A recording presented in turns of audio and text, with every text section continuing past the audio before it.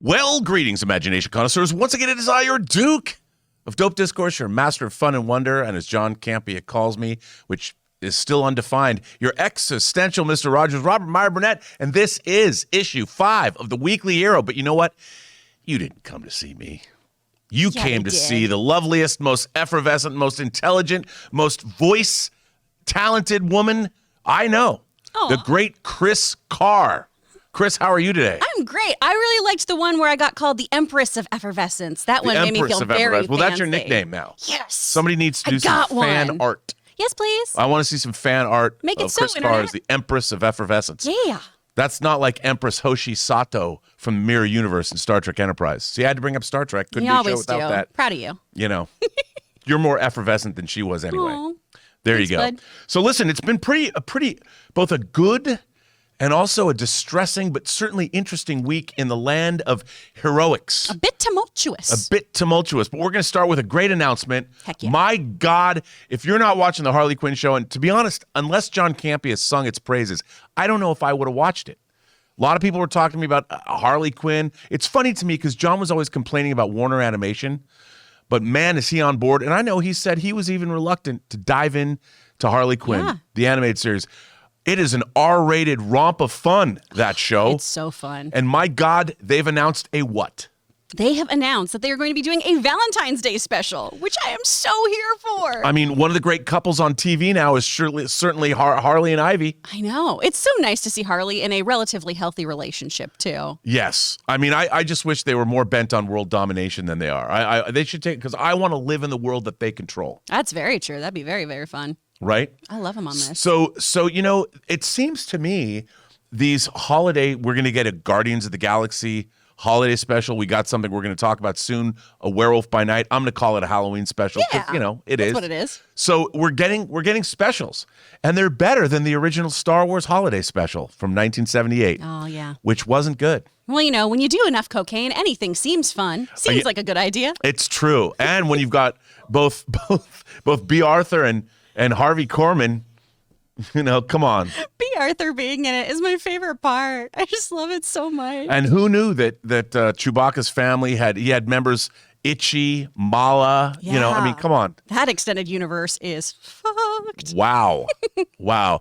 So the Harley, what are your expectations for the Harley Quinn Valentine's Day special? Do you think are they going to exchange boxes of heart-shaped chocolates? I mean, what's going to happen? I think we will have some lovely Valentine's kind of tropes, but I'm going to expect them to really up the ante on this. I'm expecting lots of violence. I'm expecting more Court of Owls orgies. You know, when I think of animated Valentine's Day specials, the first thing that comes to mind is Big Mouth, honestly.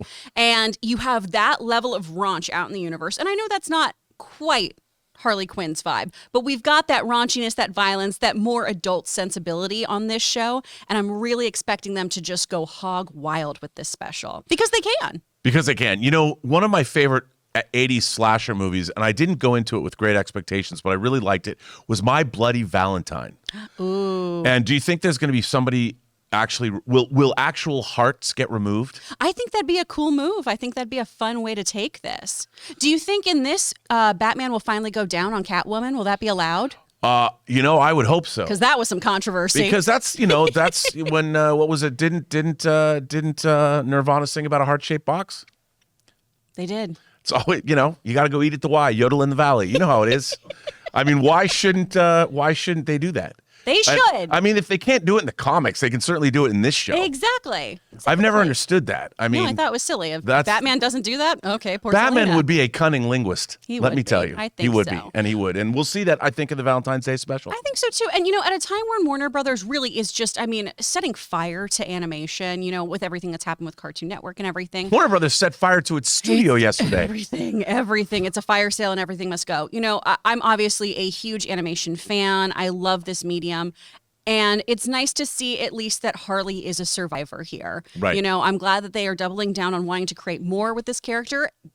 It makes sense. You know, this is a very profitable show for them. It's very, very well reviewed. Fans and critics alike enjoy it. So it's nice to see someone standing amidst all the chaos. Oh, hell yeah. That's what I want from this special. Well, there you go. Blood splatters. That's it. And plus, it's on HBO Max. Yeah. So they can get away with this kind of thing. And I know what's funny is there's been talk, and we've talked about it on the show, on the John Campea Show, how there's not HBO Max wants to move away from animation. But I would say that maybe they should just reassess what kind of animation they'd like to do, because I would like to see not necessarily more of this over-the-top body stuff, but maybe very much more adult. American sensibilities in terms of what animation can be is still very limited in my mind. Oh, it really is. And that was what was so wonderful about Cartoon Network, was it was constant experimentation of what could be done within the bounds of the medium, because it's not a genre, it's a medium. It is a medium, and we've never quite got that here, unfortunately. It's a bummer, but this should be fun. Very exciting. You know what else was really exciting for me, and something I've wanted to see for a long time? Werewolf by Night. Yes. You know of my boundless love of the Moon Knight character. Moon Knight was actually introduced back in 1975 in the pages of the Werewolf by Night comic. And we've talked a lot about on the show about where is the supernatural. We know sorceresses and witches exist because of Agatha Harkness. Doctor Strange, and everyone. Doctor Strange and Wanda Maximoff. But Mike, I was curious. We know that Blade was coming, and I'm just curious about how are they going to introduce the idea of the supernatural and this when Michael Giacchino was announced as directing, the composer was going to direct an hour-long holiday special of Werewolf by Night. It was like, what is this going to be? Yeah. Had no idea, but I was excited. Now, I have to say, I watched it and I was very taken with it. Everything from the approach to his score, how the Marvel logo was even right in the middle of the Marvel logo. They changed the music, and I was worried that it was going to be a throwback to like the 30s and 40s with that kind of a sensibility.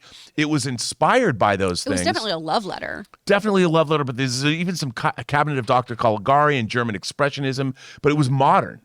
And I got to tell you, spoiler alert, I loved every minute of it. Hell yeah. What did you think? I was obsessed with it. I thought it was so fun. Because you know me, I'm not a big horror genre person. I do love campy, kitschy kind of stuff. Right. You know, I'm a big fan of Wolf Cop. If you haven't seen Wolf Cop, go watch it. It's ridiculous and over the top. But I thought this was so fun, and it was such a beautiful homage to those classic monster movies, right? Like, I love me some Bela Lugosi. I love that kind of stuff. So this was so fun, and it was cool to see, as Giacchino himself talked about, a Rod Serling approach to something in the MCU. Serling. Serling? It's not Sterling? It's not. Everyone thinks it's Sterling now. You young kids. It's Serling. Oh, man. I learned something today. I'm just going to say it because I just tweeted out. I tweeted out last week because somebody else said Sterling. I said, you know, when people say Rod Sterling, I want to punch him in the nose. I'm not going to do that. Do you want to punch me in the nose? It was so expensive, Rob. I'm not. Really? I paid so much money for this. I love your nose. Thank you. Dr. Cohen did a great job. Wow. I did. Wow. Is that rhinoplasty? Yeah. When rhinoplasty. We all learned something. I broke it too many times. Oh, yes. Yeah. I got my nose broken in Australia, but I was mugged. Oh. So what are you going to do? I just did. But no. But I agree. I mean, it had a Twilight. Going with black and white was stunning, and I love the set design. You know, with the bloodstone. Very intriguing. What are they going to do with that? Like, I was talking to my friend, filmmaker Dave Parker, who directed The Hills Run Red, and he was pointing out. He said something to me about with the Bloodstone and the 10 rings and what if these are things that Kang is going to go collect, kind of like the Infinity Stones? I mean, we did have the TVA there, so that could be a cool thing. But I think what's so interesting here, too, though, is that he had to convince folks at Marvel that this should be in black and white, which when you watch it seems like such a no-brainer because of what it's trying to pay tribute to, because of those cigarette burns telling you it's time to change the reel. I mean, all of those aesthetic choices, I think, are a big part of why this is so successful. And it just kind of blows my mind that was something that took coaxing. Right. Well, and also, you know, I heard that, I don't know how Man-Thing, because Kevin Feige did produce a Man-Thing movie that people forget because it's so little seen. But using Ted, who is, by the way, the nexus of all realities, Man-Thing is, I love the fact that they went with him and that design. I know K&B did build a full-scale Man-Thing. It was obviously computer augmented, but even the portrayal, I love the fact that our main character went in there to save his friend. Yeah. That whole thing was, I love that. And they clearly, like, I want to know about the adventures of Man-Thing and Werewolf by Night. Like, I want to see more of their adventures. I want that buddy cop movie. I do too. I think they're great. I want to see them go have their sushi together. And can we talk about this character? Elsa. She wonderful was badass. I loved her. She's great. And again, you know, I don't know why I love this scene so much because not much happened when they got locked in the crypt. you know, and they were getting to sort of know each other, and you realize, I mean, she's a great character as well. She's trying to get the inheritance that she deserves, but her father had forsaken her, and I mean, there was a lot of storytelling going on in this hour that I really hope that this is a trend. On physical media releases, Marvel used to do these one-shots. Like they gave you, there was one about Trevor Slattery, Ben Kingsley. Yeah, there was one about Agent Carter. Yes. Those were super fun. Those were really good, and I then they stopped doing them. And I don't know, maybe they were too expensive. They couldn't justify just putting them on. Maybe. I feel like you could do that on Disney Plus easily, though. And by the way, the design, I like the fact that unlike other werewolf designs, that now modern werewolf designs, they turn into a wolf. Yeah. Like they're not, you don't see, and this again was a harks back to the Universal werewolf movies where it looked more humanoid than it did lupine or whatever. And I really like that.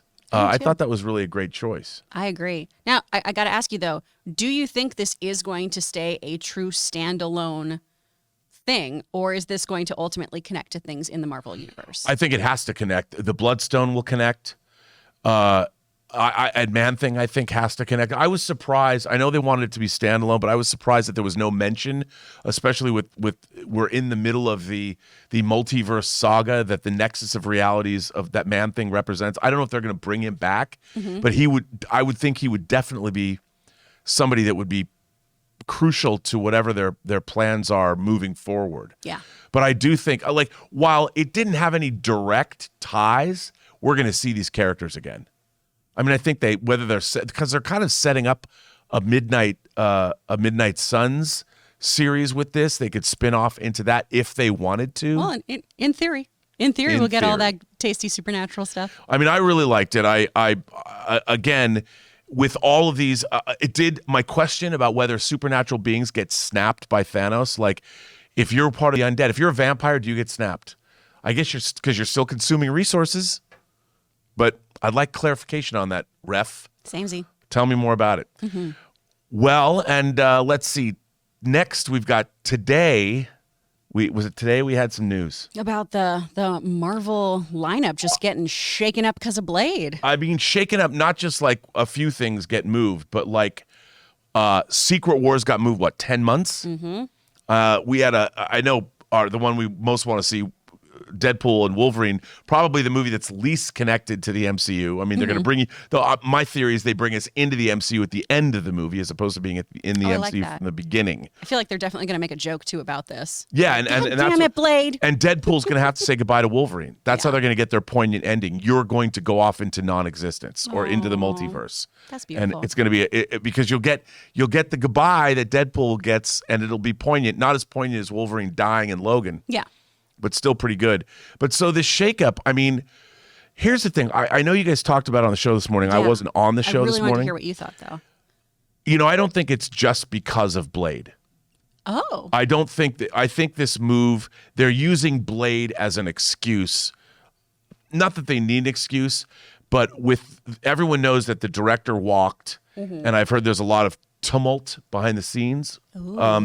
So look, they always need more time. There's a massive backlog of effects-driven films that are, and I do think that this push is kind of them going, because Blade, of all the movies that would cause a push, you'd think that the multiverse saga, they're way ahead of the game on all this stuff. Apparently, they're not. Yeah. I mean, I think, and this shows that there's more up in the air at Marvel than I would have thought that there is. But Blade is just an excuse. They needed to buy more time. And I think, look, we've seen in Phase 4, there's so much Marvel stuff coming out. It is so many spinning plates. So many spinning plates. And I think that the Blade issue, I think the Blade film falling apart, John was saying this yesterday, that it was a real sort of a reality check for them because they've never had this happen before. So close. They were going to start production next month.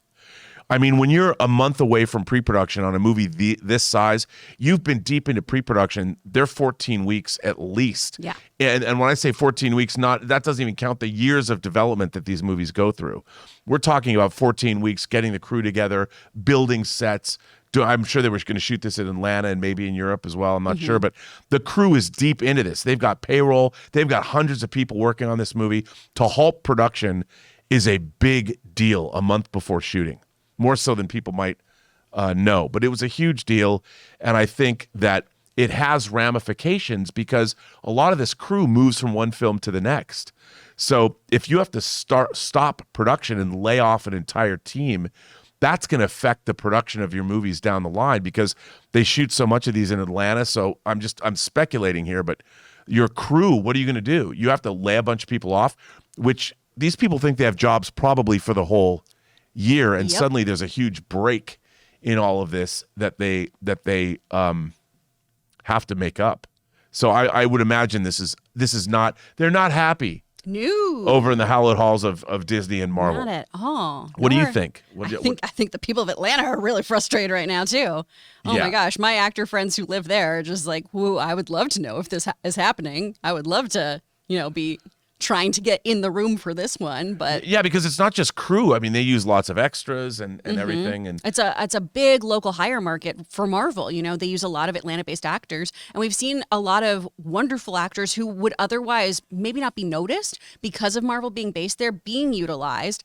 Some really, really tremendous folks, and I know also like the pandemic has opened it up so we can do a bit more, coast to coast casting, really see more people be seen. But it's been such a huge boon for the Atlanta market, and I really, really hope this doesn't throw off production schedules so much that those actors who have really been able to thrive there suffer. Same with the crew, obviously. Right, too. because these are films. I mean, these shoot for 6 months, 8 months. It's a big commitment. It's a big commitment. And you know what? I have to say, you've not just because Mahershala Ali was going to play Blade. I hope he still does. I hope they get this thing up and running. But I was really excited about this film. And again, answering those questions: did vampires get blipped? Where have they been? How many are there? I was excited for Dane.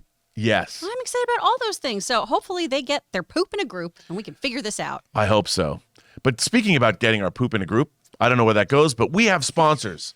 And we're going to talk about issues. I've got a big bone to pick with you this week. I know you do. I got a big issue with your issue. I picked an arc that you are not pleased with. Yeah, I know. But before we get to our issues, let's hear a word from our sponsor.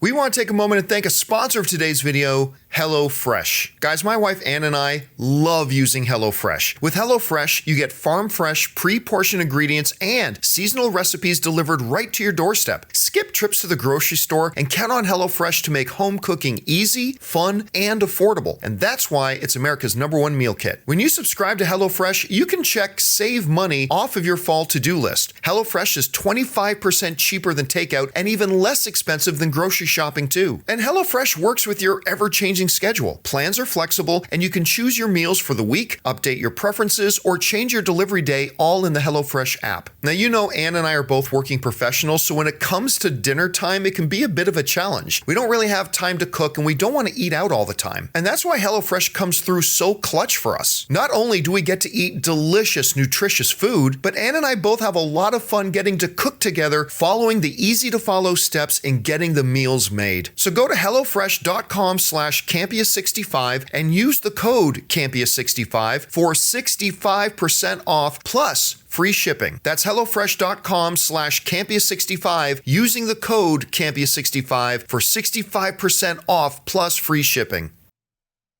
And a special thanks to HelloFresh for sponsoring this, the 5th issue of The Weekly Hero. And speaking of issues, normally Kris and I are pretty simpatico, but sometimes, as with every long-term relationship, we develop issues that could perhaps be insurmountable and torpedo our love. There are bumps in the road. Bumps in the road, for sure. Yeah. And this is one of those times. Yeah, but God bless the broken road. It led us here.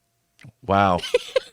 It did. Now, Kris, tell us, what issue did you pick today, and why did you pick it? I know a bunch of you, too, are going to be like, Kris, for why? For why did you do this? So I believe it was last week when we saw those Madam Web set photos released. Yes. Where we got to speculate about the new Spider-Person on the scene. Oh, see, I see. You know what you just did now? Mm-hmm. You just made me realize how smart you are because you're tying it back. Now I get it. See, now there's a method to my madness, man. Okay, please continue. You know what? All right. My anger is subsiding. Well, and this is why, because when I went and talked to my friends about it afterwards too, of oh my gosh, there were so many great theories of maybe that's Tarantula, maybe that's Kaine, and a whole bunch of my friends who aren't as invested in comics went Kaine like the Bible or the chicken. And I went, Stutter Kane from In the Mouth of Madness. I went, oh no, Kaine the clone. And I realized a lot of people aren't aware of this character. More folks, I think, know about Ben Reilly, especially if you were an animated series fan, because they touched on that whole issue, right, of Ben Reilly being one of Spider-Man's clones. We had a Madam Web episode with multiple Spider-Men, but they were from alternate realities. We never really got into, the Jackal creating these clones of Peter. Right. So I wanted us to talk about the Mark of Cain, which is a 5-issue kind of light amidst all of the bullshit when it comes to the Clone Saga, which I think we both can agree is just one of the worst storylines within the Spider universe. Yeah, it really is. And for those of you who don't, we won't get into, because it's too long and convoluted. Yeah. But like you said, that's interesting. A bright spot to this ridiculous. The Clone Saga was just silly. It really was. It ends with maximum clonage. Which I see you. I know you're trying to do a play on Maximum Carnage, but come on, guys. Come on. Yeah, it wasn't good. We were introduced Kaine in 1994. So when we come to this 1995 arc that is first started by, I believe, Terry Kavanagh and Stephen Butler doing all the art, we get to meet this character, Kaine. At the time, Peter Parker has been framed for murder. All right? Kaine was trying to frame Ben Reilly. Ben Reilly ends up getting Peter Parker pinned because they're clones. They all have the same fingerprints, right? So Peter Parker is in prison. There's all these various Spider-Men who look like Mary Jane's husband. She is with child. Chaos ensues. Now, why you need to know about Kaine from these issues, though, is that you learn about his motivations and his machinations. He's having visions. He has a spider sense that's heightened almost to have these precognitive abilities, unlike I'm about to get hit by a brick or something like that, right? Right. He keeps seeing Mary Jane Watson dying. And so there's a whole issue of him believing he can save her or keep her from facing her destiny. Which is cool. Is cool. And I think could be a really cool turn in the Madam Web film, right? Of if we have Mary Parker being kidnapped by various spider peoples and have them trying to either save or destroy the unborn Peter Parker. I think that's a really cool element to bring in there. Because why else are we having Mary there with Madam Web? Well, because she's a redhead. That's fair. That's fair. Is Emma going to be a redhead in this? I don't know. That photos of her. But I don't know, but everybody should be a redhead. And this panel, actually, I'm so glad you brought this one up, Jonathan. One of the things I really like about this arc, too, it's 5 issues as well. It's various artists and writers throughout this because it spans from Spider-Man, Spectacular Spider-Man, all that kind of stuff. I love this moment for J. Jonah Jameson because we see him really care for Peter. Yeah. It's a wonderful moment where Robbie, who is such a good friend to Peter, says, friendship be damned. We are journalists. We have to report on this and we have to be objective. And Jameson wants him to bury it and says, we are not doing this story. We're too close to it. Say we're doing the integrity move.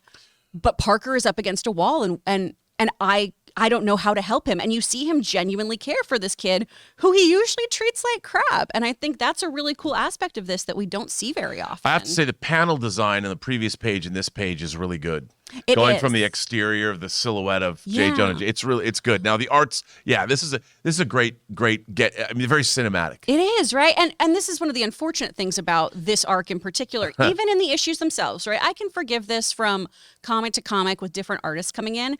And this is also symptomatic of 90s comic books. The art is all over the place and there's no congruency where people's facial reactions to are like, that doesn't even look like the same person anymore. Yeah. This is wild. People's shape size changes. They get extra muscles in certain panels. Well, it's like they were churning. I mean, the 90s are not seen a certain era, a certain number of years in the 90s were not seen as the best for the comic industry. Yeah. That was the middle of all of the premium cover designs and the variant covers. And I mean, that still plagues the industry even today. But it was really the die cut covers and every event series. I mean, this is peak lame 90s comic book storytelling. But as you pointed out, now I understand why you picked this. This is, if there's a bright center of the universe, as Luke said, or a bright center of the Clone Saga, it'd be this. And a cool thing in this one too is, Mary Jane actually really advocates for herself in this one. We don't always see that as well. She goes out and gets herself a gun and it's like, I don't want to get kidnapped anymore. I'm gonna fight for myself. I got a baby on the way. This is ridiculous. So it is cool to see a Mary Jane who has a bit more agency than she's sometimes given. It's interesting to see how these various clones do have their own thoughts and theories about who's the real Parker, who should get to exist as Spider-Man. Right. there's some cool stuff in here.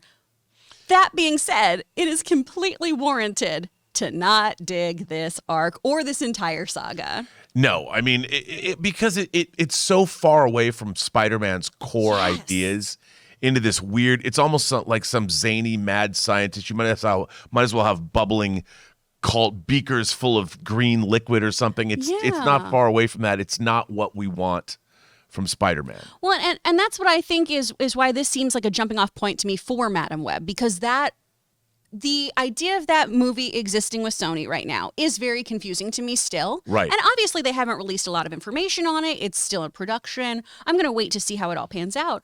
But the idea of a Madam Web film seems like it would pull from things like this as some semblance of source material to try to come up with a narrative. Because otherwise, typically she is taking a full-grown Peter Parker and various other Spider-Men to have them save the universe. And while I don't think we'll go full Clone Saga, because I think that's a little too out there even for your comic book audience at this point in time, I do think there maybe is some stuff they can kind of dredge through here to put into that film. Well, aside from the fact I keep having to remind myself, I never knew what short-term memory loss was, but I keep having to remind myself there is, in fact, a Madam Web film. But you know what? You've convinced me. I mean, I think that, look, if they go the route that you're discussing, we actually could get a decent movie out of this. Yeah. I mean, it looks, there's got to be a reason. I mean, I look at it this way.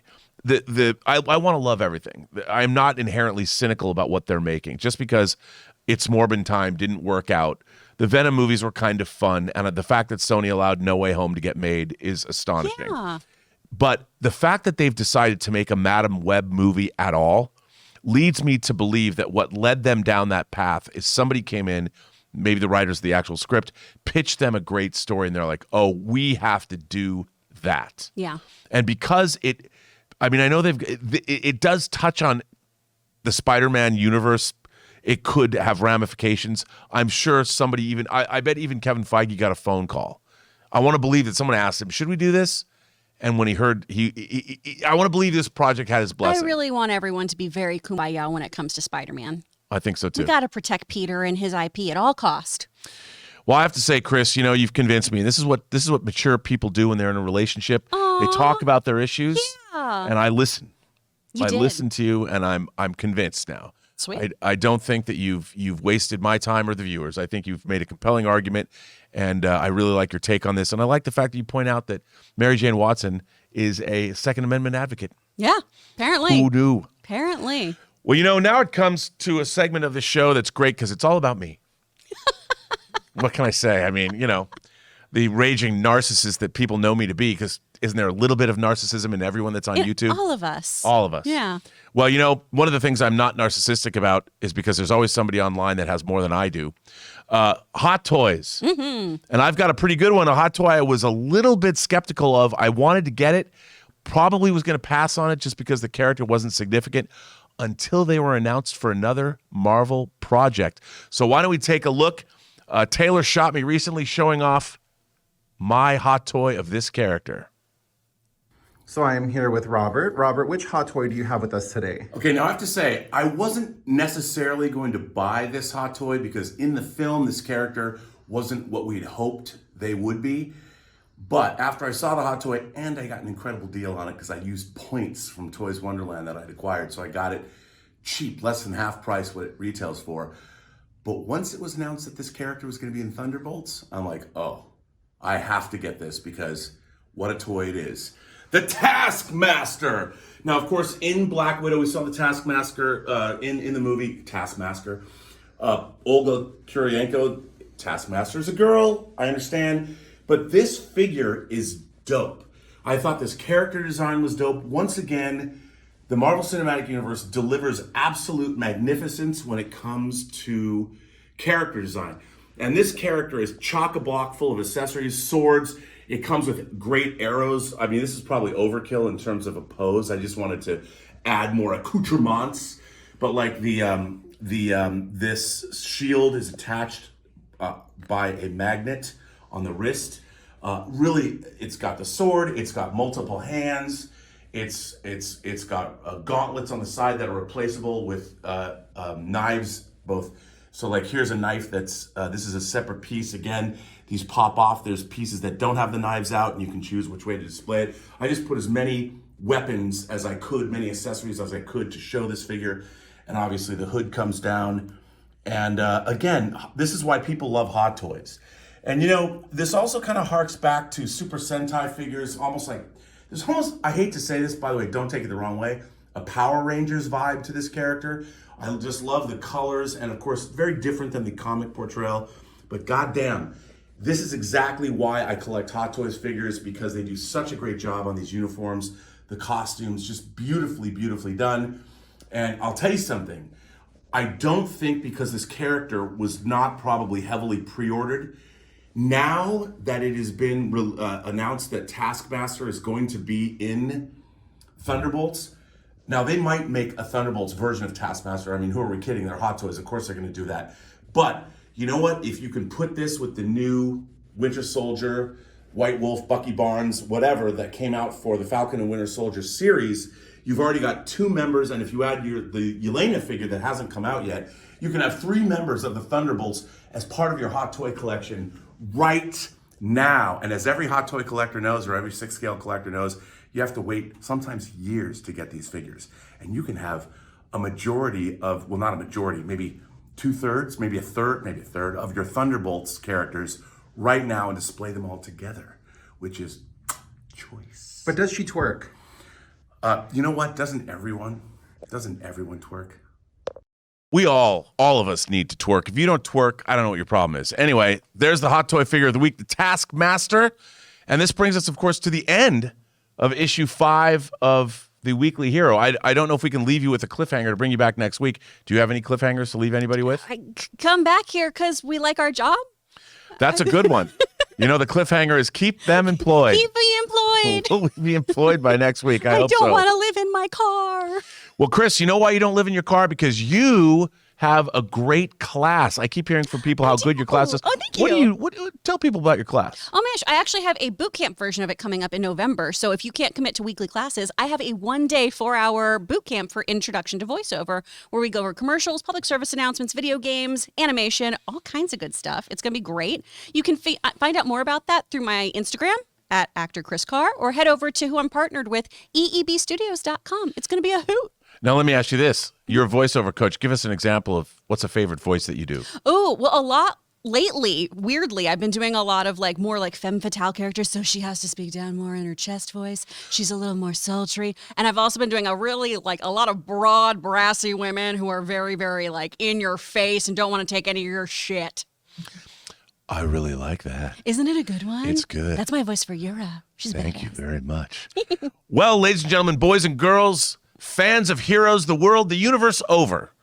I, of course, am Robert Meyer Burnett. You can find me on Instagram at RMBurnett. Find me on Twitter at BurnettRM, or find me on YouTube at PostGeek Singularity. And this brings to a close issue 5 of The Weekly Hero with Kris Carr and myself. We will be back next week with, I'm sure, pertinent topics to discuss. Yeah, absolutely. And let us know if there's a specific issue that you want to hear about, because we are always looking for new comics ourselves or new things to fight about. It's true, because we love to fight. Mm-hmm. You know where that leads. Makeup. Whoa.